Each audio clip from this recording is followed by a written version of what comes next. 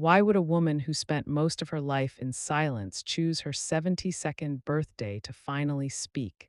And why now, after so many decades of fear, would she risk reopening wounds the world was never meant to see?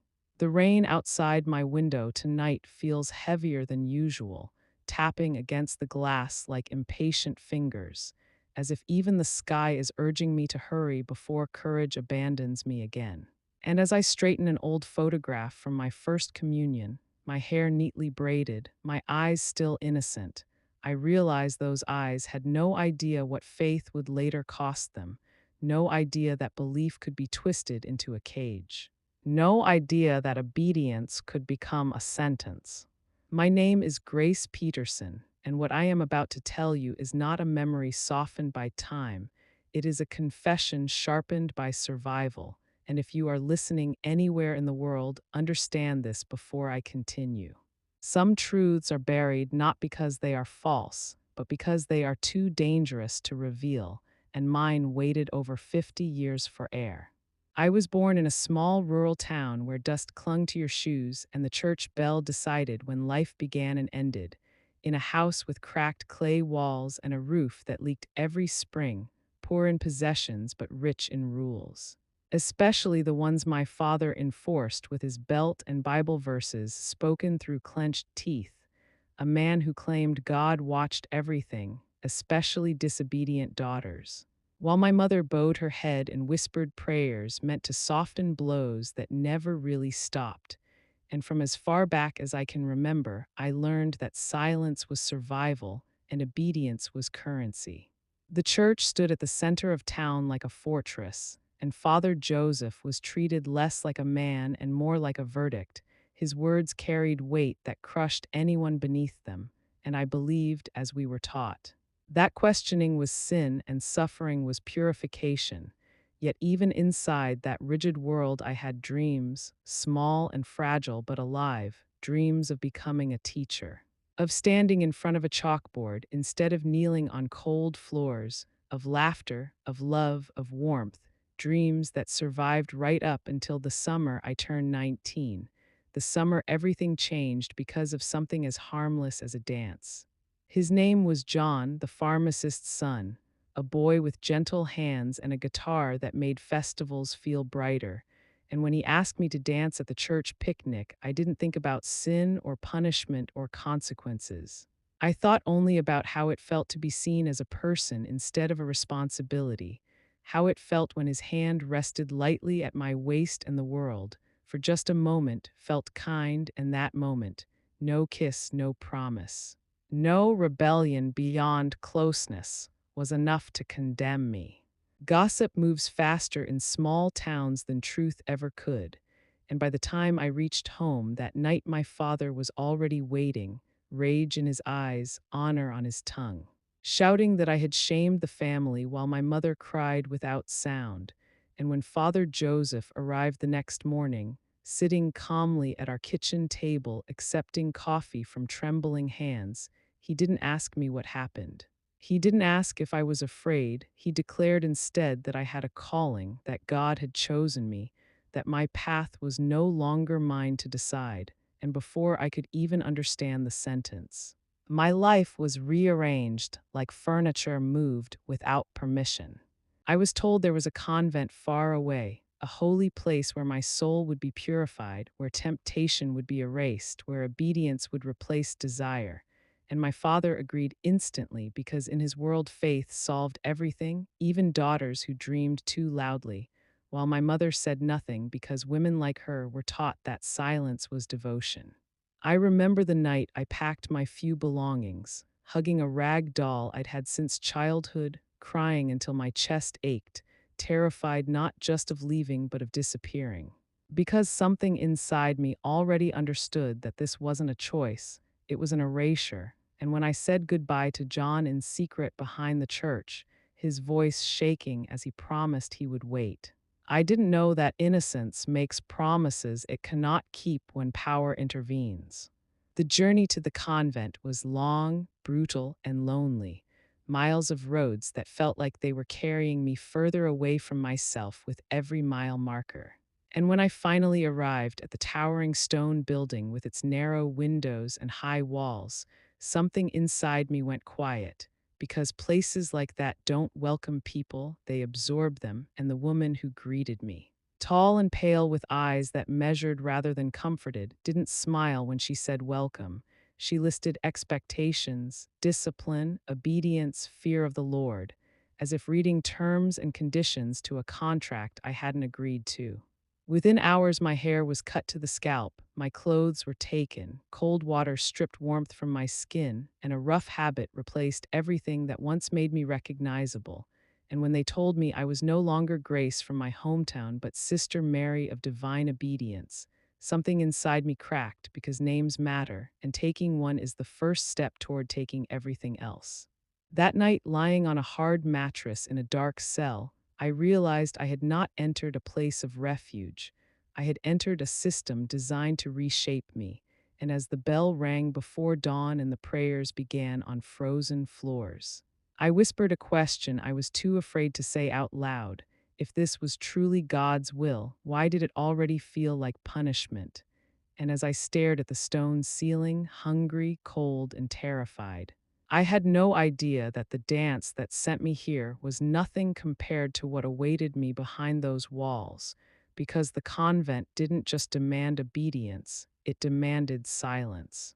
And the price of breaking it would be far worse than I could ever imagine. A truth I would begin to understand the moment I realized that confession inside those walls was not forgiveness at all, but surveillance.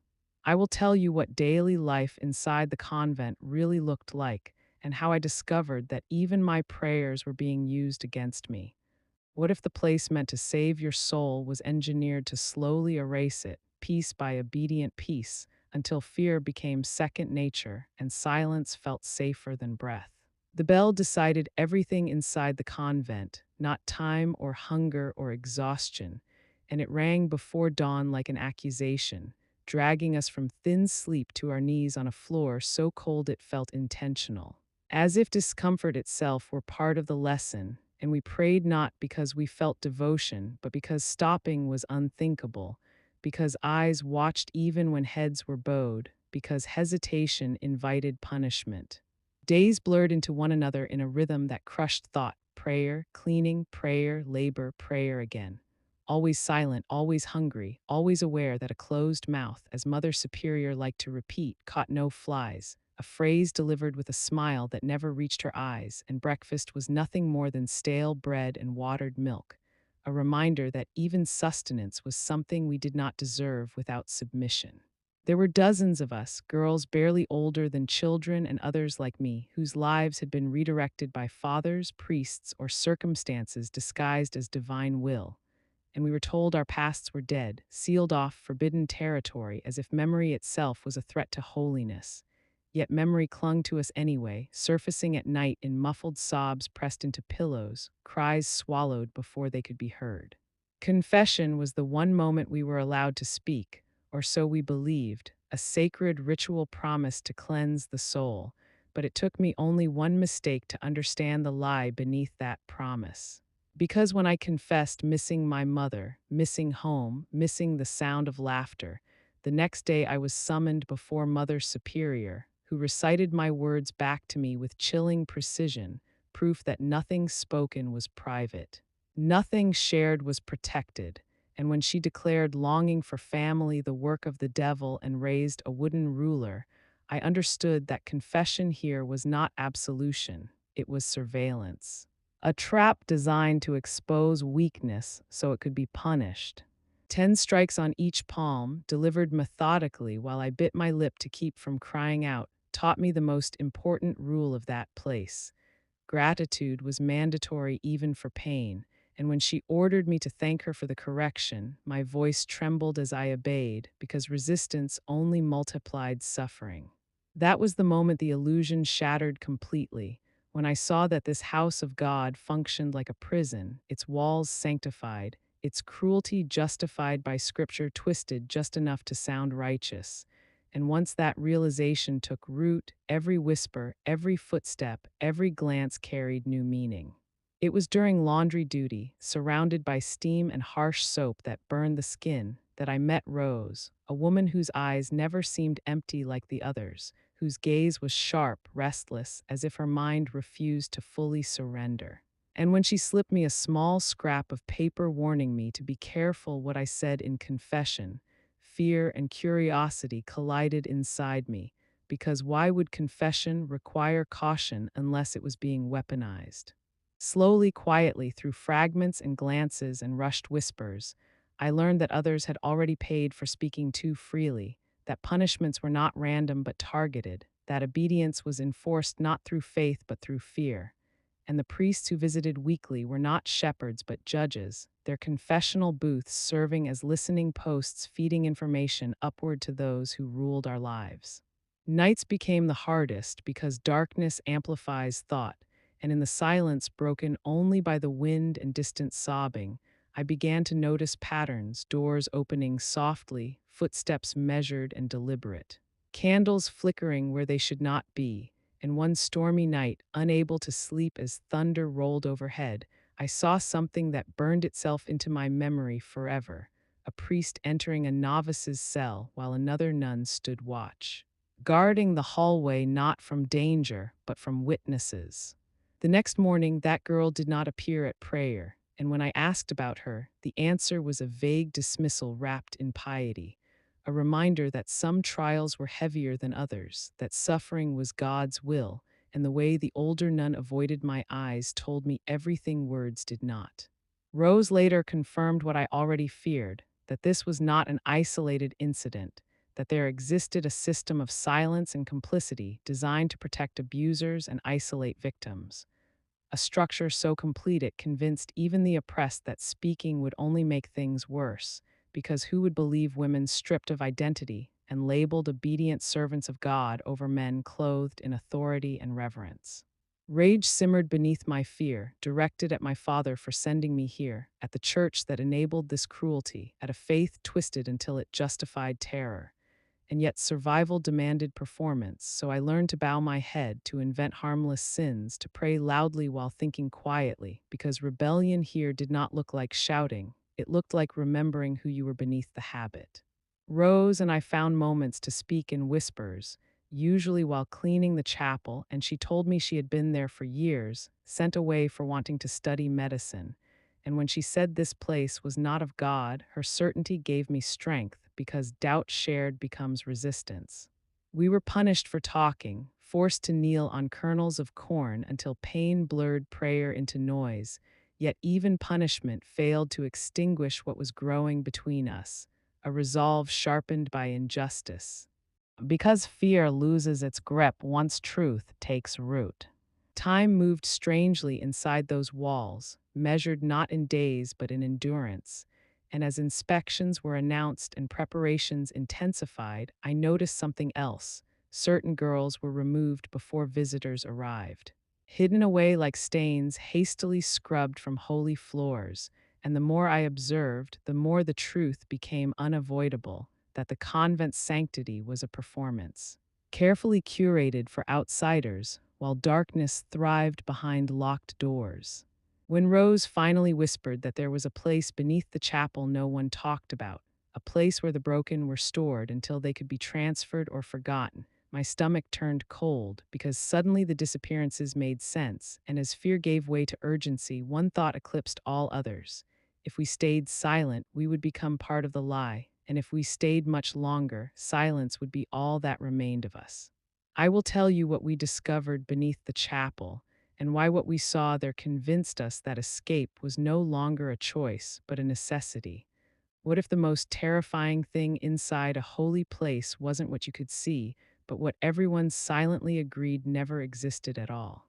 The rumor of the basement followed me like a shadow after Rose mentioned it, because once an idea like that takes hold, every locked door starts to feel deliberate, every missing girl starts to feel accounted for. And the convent itself begins to reveal seams where truth has been hastily stitched over lies. And I noticed how preparations for the bishop's visit threw the entire place into frantic performance mode, floors polished to mirrors. Prayers rehearsed, smiles practiced, while beneath that surface a quiet panic spread among the nuns in charge, because appearances mattered more than souls and problems were not solved, only hidden. It was during this chaos that Rose and I overheard something we were never meant to hear: whispered plans to remove certain girls before the inspection, girls whose bodies bore marks, whose spirits were too visibly broken. And the solution was not care or healing, but confinement, a place spoken of in hushed tones as if naming it would make it real. And when Rose later confirmed that there was indeed a door behind the confessional that no novice was allowed to approach, the pieces locked together with sickening clarity. Fear warred with responsibility inside me, because knowing creates obligation, and once we understood that girls were being locked away beneath our feet, the prayers above felt hollow, almost mocking, and sleep abandoned me as my mind replayed every disappearance, every vague explanation, every avoided gaze. The night before the bishops arrived, when exhaustion dulled vigilance and the convent hummed with nervous energy, Rose and I were assigned to clean the chapel, and as others busied themselves with candles and pews, we watched the confessional like predators waiting for an opening. And when the supervising nun stepped away, Rose moved quickly, her hands steady as she worked a hairpin into the lock she had memorized over weeks of observation. And when the door finally yielded with a soft click, my heart hammered so loudly I was sure it would betray us. Behind it lay a narrow stone staircase spiraling downward into damp darkness, air thick with mold and something else I couldn't immediately name, a scent that carried despair, and we closed the door quietly, retreating before our absence was noticed, because discovery then would have ended everything. That night passed in tortured anticipation, prayers spoken without meaning, food untouched, fear sitting heavy in my chest. And when midnight finally cloaked the convent in uneasy silence, we moved, barefoot and trembling, guided by a single candle and a determination forged by knowing what waited below. The staircase seemed longer in the dark, each step a descent not just into the basement, but into the truth they had buried. And when we reached the bottom, the corridor stretched before us like something torn from a nightmare. Wooden doors lining stone walls, each door a boundary between secrecy and suffering. And when Rose called out softly, names we prayed would answer, a faint sound emerged, a groan so weak it barely registered as human. Behind the first barred window we saw Teresa, her body smaller than I remembered, eyes hollow, skin sallow, curled on a thin mattress like someone who had learned that movement only brought pain. And when she spoke, her voice barely rose above a whisper, telling us they were being moved before dawn to another convent until the inspection passed, as if they were evidence rather than people, and she named others: Lucy, Joanna, girls who had tried to escape. Girls who had broken under abuse, girls hidden not for healing but for convenience. Tears blurred my vision as rage flooded in, because standing there, powerless, staring through bars at women imprisoned for refusing to endure cruelty in silence, something inside me snapped, and I knew with terrible certainty that staying meant becoming complicit, that survival demanded action. Before we could speak further, footsteps echoed from the staircase above, and Rose extinguished the candle instantly, pulling me behind barrels as we pressed ourselves into shadow, breath shallow, bodies shaking.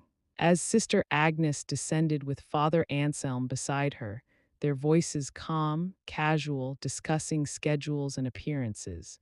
And when the priest spoke about ensuring the girls were gone by morning, about improving their appearance, about preventing questions, the banality of his tone chilled me more than anger ever could, because evil wrapped in routine is harder to confront than evil that screams. Then I heard my name, spoken casually, discussed like a problem to be managed, and when Sister Agnes mentioned my supposed rebellion, and the priest responded that he would take care of me after the visit, that he had effective methods even for the resistant ones, fear surged so violently I thought I might be sick, because his meaning was unmistakable, and in that moment crouched in darkness beneath a church. I understood how easily sanctity becomes camouflage. Once they left, Rose and I did not speak because words would have shattered us. And as we crept back to our cells before dawn, every shadow felt closer, every sound louder, because now we knew the truth, and truth, once seen, cannot be unseen. The next day unfolded like theater. Bishops paraded through spotless halls, praised devotion they did not test, admired obedience they did not question, and when the hidden girls were gone, removed before daylight, the performance succeeded. Because lies flourish when no one looks too closely, and standing there with my head bowed, anger burning beneath practiced humility, I realized that faith here was not about God at all, it was about control. And control thrives on secrecy. That night, when Rose finally spoke, her voice low but steady, she said what both of us already knew, that we could not wait, that whatever punishment awaited us would be worse if we stayed, because we were running out of time. And as she whispered that there was a way out, that escape was possible but dangerous, my fear collided with something stronger, a determination born not just of self-preservation but of responsibility. Because leaving meant abandoning others unless we acted quickly, and as the wind rattled the windows above, I understood that the place they pretended didn't exist had changed everything. Because once you see the machinery behind the lie, obedience becomes impossible. I will tell you how we planned our escape and how one unexpected ally inside the convent risked everything to help us run. How do you escape a place that believes it owns not just your body, but your soul? And how do you do it knowing that one mistake could condemn you and everyone you care about to disappear forever? The plan did not come to us in a flash of heroism or certainty. It formed slowly under pressure, shaped by fear, urgency, and the knowledge that waiting would only tighten the walls around us. Because after what we saw beneath the chapel, after hearing our names spoken like problems to be solved, Rose and I understood that survival required action, and that action required allies, and the most dangerous truth was this: we could not do it alone. It was Sister Constance who changed everything, an older nun whose eyes carried a sadness too deep to be manufactured, a woman who cried when she thought no one was watching, whose hands shook not from age but from regret, and when Rose quietly tested her with fragments of truth rather than full confession, she did not recoil, she listened, and in her silence we heard something rare inside those walls: recognition. She told us she had been sent there after tragedy stole her future, that her life had been redirected under the guise of divine will, and when she whispered that no one should remain in a place like that against their will, hope flared where only fear had lived, because hope is contagious, especially when it comes from someone who has nothing left to lose. The plan was reckless, fragile, and terrifying, relying on timing, trust, and the willingness of a stranger outside the walls. And it required something almost unthinkable inside a convent: disobedience at scale. Because Sister Constance had access to keys, to routines, to the back gate where supplies arrived before dawn, and she knew a man. A vegetable supplier who came weekly, a quiet, trustworthy soul with his own history of loss at the hands of religious institutions. And if everything aligned, if courage outpaced fear, there would be a window, brief and unforgiving, through which freedom might slip.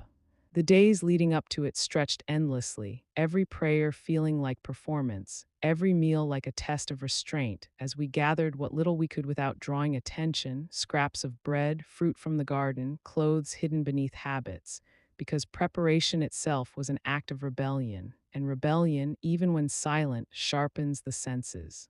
The night arrived without ceremony, no thunder or omen, just a thick stillness that pressed against the walls.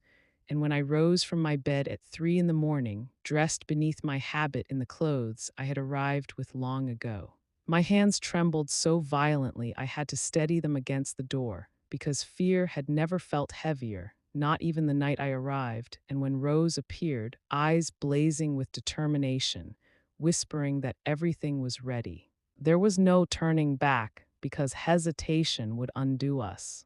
We moved through corridors swallowed by darkness, past the cell of the Mother Superior where her snoring confirmed the sedative had worked, each step measured, each breath controlled, because even the floorboards felt like informants. And when we reached the basement entrance, Sister Constance waited, her face pale but resolved, the keys already turning in locks that should never have existed. And when the doors opened and the imprisoned girls stepped into dim light, frightened but unbroken, the gravity of what we were doing settled fully upon us, because this was no longer about escape, it was about rescue. Guiding them through corridors felt unreal, like moving through a dream where everything could shatter at any sound, and when the back gate creaked open to reveal the waiting truck covered with tarps and straw, the cold night air tasted like possibility, and without words, the driver helped us climb in, covering us carefully, urging stillness because the road ahead was watched, and watched places are the most dangerous. As the engine rumbled to life and the gate closed behind us, a sound so final it felt like a door slamming on a past we were abandoning, tears streamed silently down my face. Not from sadness, but from a relief so overwhelming it hurt, because freedom is not light at first. It is heavy, it carries the weight of everything you endured to reach it, and hidden beneath straw and sacks, bodies pressed together, we lay motionless for hours. Every bump of the road a reminder that discovery would mean everything lost.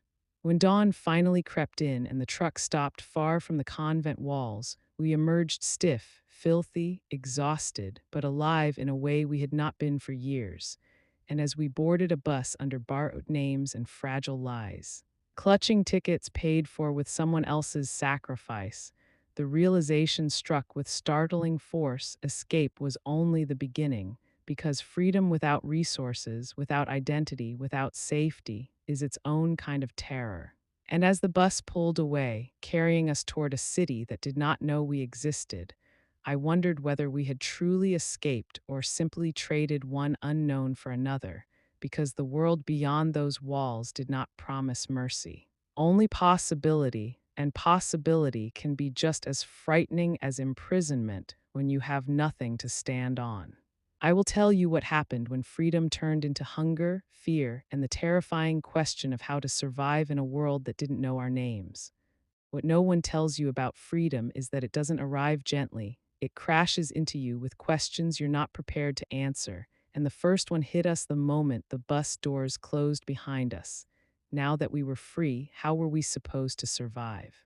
The city swallowed us whole the moment we arrived, towering buildings and rushing strangers moving past without a glance. And for the first time in years, there were no bells dictating our steps, no eyes tracking our movements.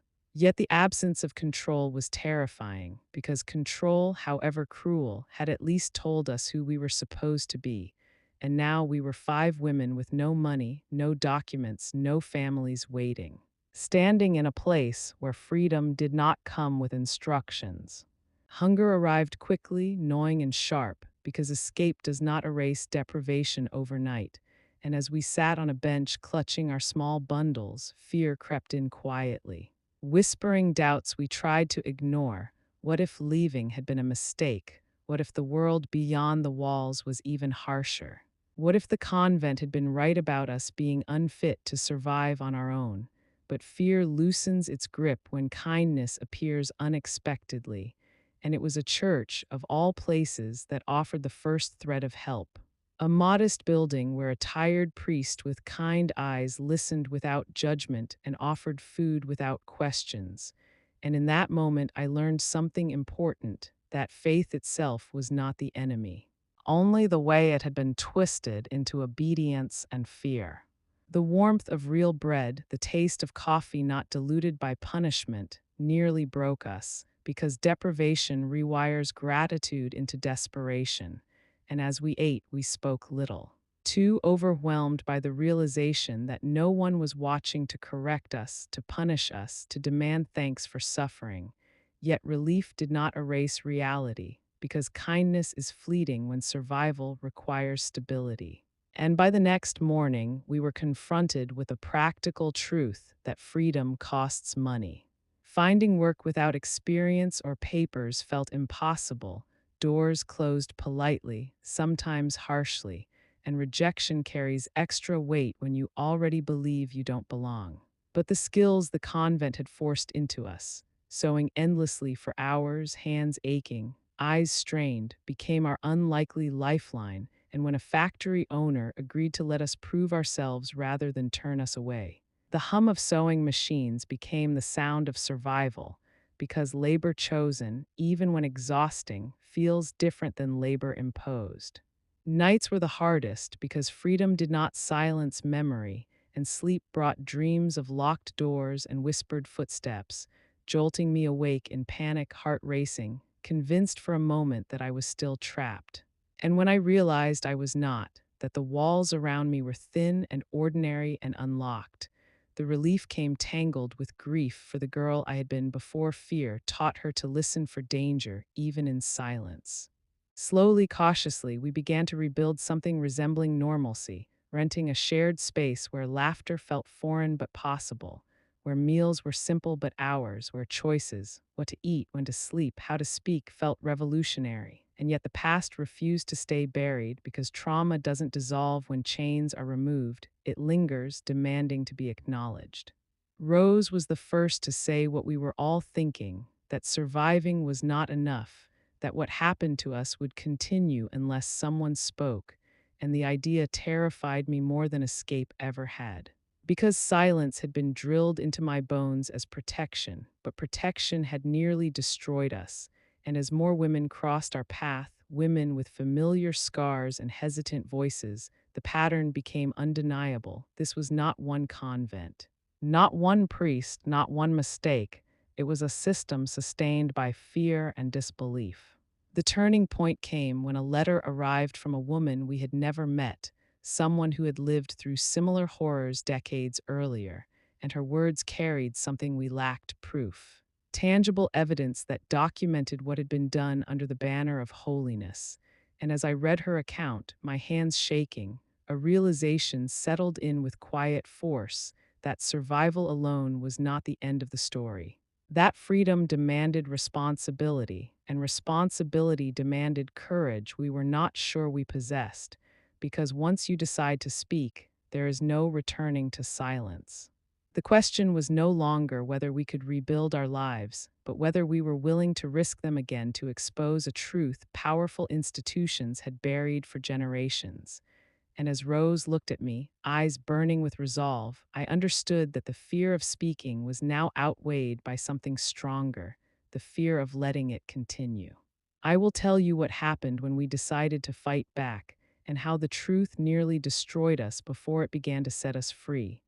What happens when survivors stop whispering and begin speaking loudly enough for power to hear, and why does truth so often provoke fear instead of justice? The moment we decided to move forward, to stop living only as survivors and begin acting as witnesses, the air around us changed because silence had protected us, but truth threatened everything. And the letter we received was no longer just words on paper, it was a key, a diary written decades earlier by a former novice who had escaped with something priceless: records, dates, names.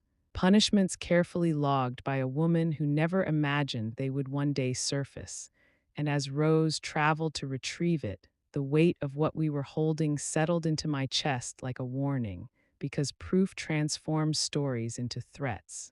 When she returned, exhausted but resolute, the pages confirmed what we had lived through and more, documenting abuses not as isolated sins but as a routine, a system organized, evaluated, and passed down. And reading it felt like reopening wounds I had spent years learning to manage. Yet there was relief in seeing our pain acknowledged in ink, undeniable, immune to dismissal. The lawyer who listened to us did not promise victory, only honesty, explaining that powerful institutions rarely fall quickly, that we would face denial, defamation, and intimidation, and he was right. Because the moment the first legal steps were taken, the pushback began: phone calls in the night breathing threats into silence, letters warning us to stop, subtle reminders that powerful people do not lose quietly, and fear returned. Sharper now because it threatened not just us but those we loved. And when John suggested we pause, especially with a child on the way, I understood his fear, yet retreat felt like betrayal. Because how could we ask others to speak if we fell silent again? The story reached a journalist willing to listen, and when it was published, even under false names, the reaction was immediate and violent in its extremes, outrage and support colliding with denial and rage. Accusations of lies and sacrilege competing with messages from women who wrote simply to say, "Me too." And with every new voice, the truth grew heavier, louder, impossible to ignore, and yet justice remained elusive. Because courts move slowly when power resists, and when the initial case was dismissed for lack of evidence despite everything we had shared, the disappointment cut deeply, threatening to unravel years of courage in a single ruling. Despair hung heavy that night as we sat together, women who had endured too much to be told again that our suffering was insufficient, that our scars were not proof enough, and it would have been easy to stop then, to accept that survival was victory enough, but stopping would have meant abandoning the countless others still trapped in silence. And in that moment, something shifted, because if institutions would not listen, the world would have to. We turned toward visibility instead of validation, toward voices instead of verdicts, organizing, speaking, writing, refusing to be erased again.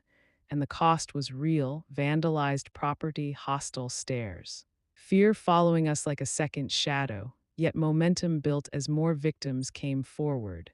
As art, words, and testimony pierced defenses law alone could not, and when a former priest's death brought an unexpected confession to light. Acknowledging what had been done, the silence cracked in a way no lawsuit had managed, encouraging others, even those inside the system, to speak. A new bishop eventually ordered the convent closed, a symbolic victory that did not erase the past but acknowledged its harm, and negotiations followed, not perfect justice but recognition, compensation. Reforms promised under public scrutiny, and as we debated whether to accept, exhaustion weighed heavily, yet one condition mattered more than money: that the stories be preserved, distributed, taught, so that what happened could never be buried again. The agreement was signed, but triumph felt muted, because justice delayed leaves scars that settlement cannot heal.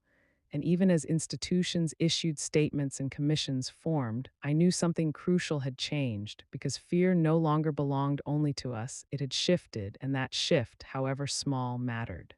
Still, victory carried its own price, and as threats continued and safety became a daily calculation, the question returned in a new form: how do you live a full life when your past refuses to stay quiet, and what does faith look like after being weaponized for so long? I will tell you what faith meant to me after everything, and why telling this story at 72 became the most important act of my life.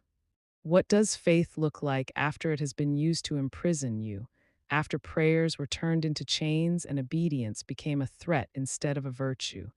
And why would a woman who survived all of that choose to speak now, at 72, knowing the world might still doubt her? I ask myself that question every morning as the light settles softly across my porch and the noise of the city fades into birdsong, because faith did not leave me when I left the convent. It transformed, shedding fear the way a wounded body sheds a cast once the bone has healed. And for years I carried shame, thinking that survival meant weakness, until I understood that survival itself was resistance.